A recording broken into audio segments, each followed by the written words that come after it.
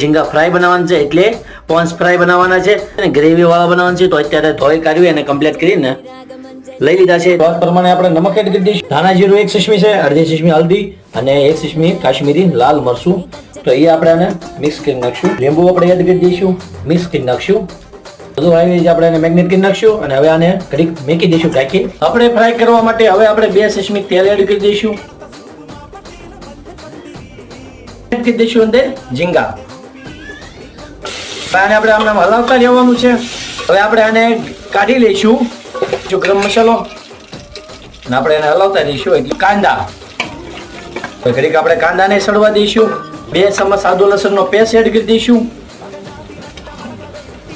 ટમેટાનો paste બનાવ્યો છે, હવે એ આપણે એડ કરી દઈશું. સ્વાદ પ્રમાણે આપણે નમક એડ કરી દઈશું. હળદર ઓછી નાખશું કેમ કે આપણે હળદર નાખી તે માટે, અને તે મરચું આપણે થોડું ઓછું નાખશું. આ છે આપણે તીખું મરચું. એવી માટે થોડું પાણી આપણે એડ કરીશું.